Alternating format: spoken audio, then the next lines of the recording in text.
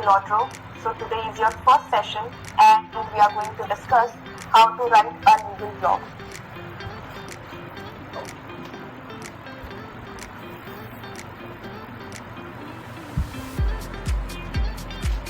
What is a legal blog? A legal blog is a piece of writing which is basically informal, personal and or we can say informative writing. So it is basically where you share your thoughts or knowledge or give tips or updates about certain news or events, and its tone is conversational. It is like you are talking to someone. You are informing them about certain situation, or it can be about your personal experiences also. So it is like you are talking to a friend, but in a written form. Okay, then its purpose is also to share knowledge, thoughts, updates or tips. It can be opinion based or experience based. What is opinion based? For example, for a legal blog, for example, there is a Supreme Court judgment, let's say on this state of, and you are not happy with the judgment. You can write a blog on that, which will be your opinion based legal blog, where you are talking to your audience about the why you do not like why you are not supporting this particular judgment. Similarly, it can be experience driven. Here you are talking about experience. For example, you got the opportunity to intern in the High Court, and you can share your experience with your fellow law students through a legal blog, right? Then now when you decide to write a blog, the basic and the most important thing is choosing a topic, choosing an area in which you have interest. So here I always suggest that choose a topic or subject in which you have interest or you know well. This increases your chance of writing better. So you can choose any topic of your choice, but always remember that it should be relevant to the platform. For example, if you are posting your blog on a website that mostly law students visit, so your blog should be relevant to that platform. For example, you can talk about law internships, student life, etc. Also, when you have decided a topic, always check whether it is valuable for the reader. Is it adding value to the reader, or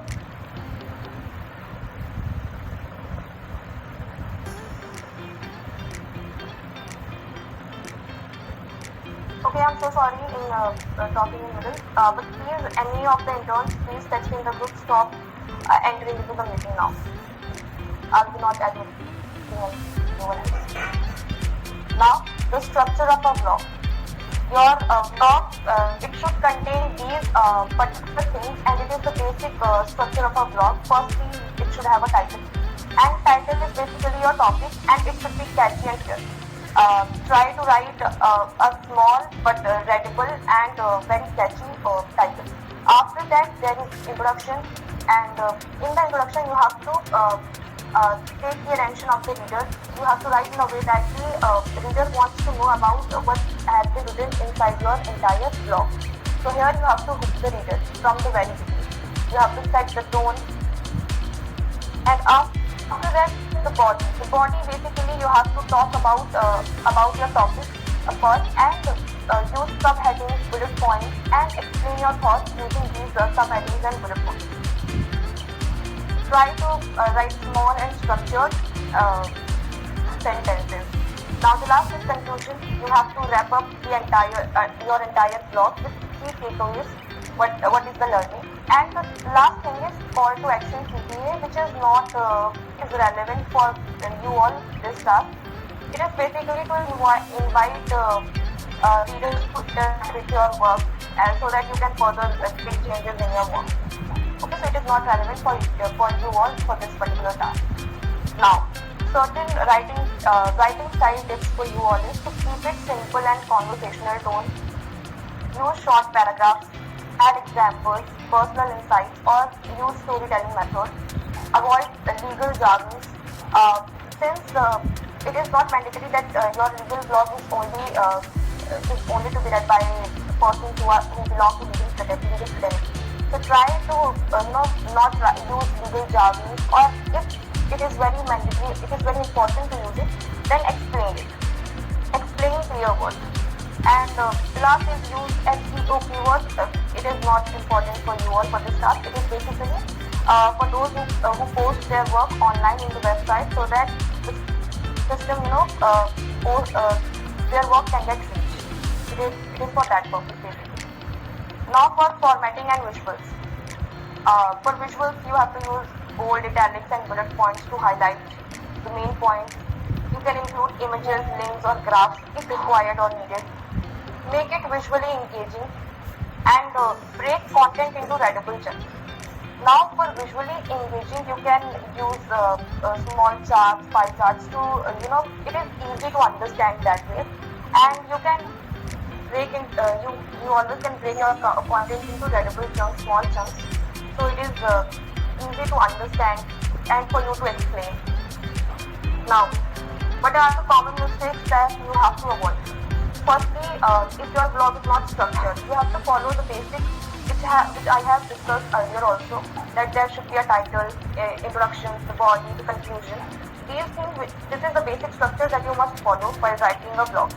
Then for your legal blog, you do not need to be too formal or very academic, using tough legal words. And it is like not everyone is familiar with those words, so that is why avoid. Then for plagiarism, if you are copying someone else's work, so it is the most common mistake, and that you have to avoid. Please do not copy someone else's work without giving due credit. And also overloading information. For example, for this particular task, you have a word limit of 1,000 words. Try to adhere to that. Do not exceed the word limit. And how will you exceed the word limit? When you overload the information. Try to be specific with your points.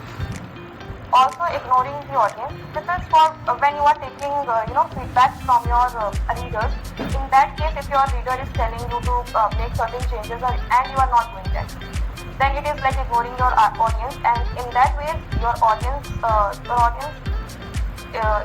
in few time will stop reading your content. And this last point is also not for you, but if you are thinking of making your career in legal blog writing, in that case it is important.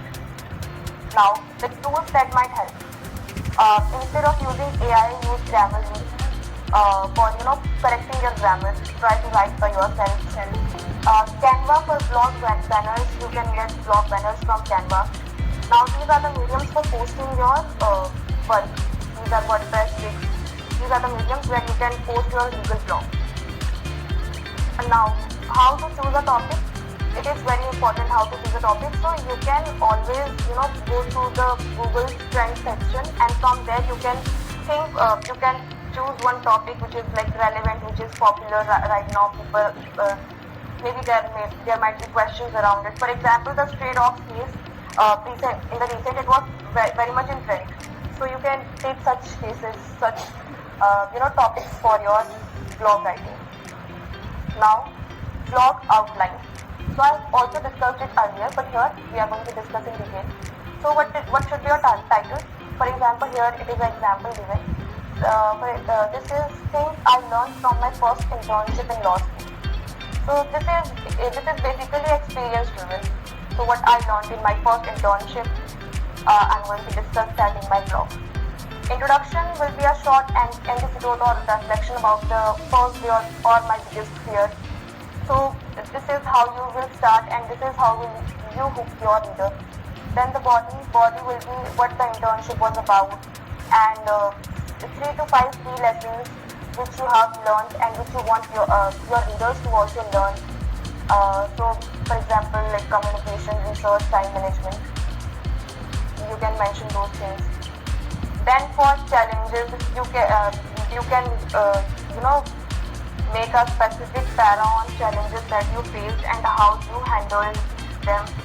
Then for conclusions, you have to summarize your key takeaways and give one piece of advice to fellow freshers or law students who are going to take their first internship. And for CTA call to action, here you will write, share it with a law school friend who's confused about internship.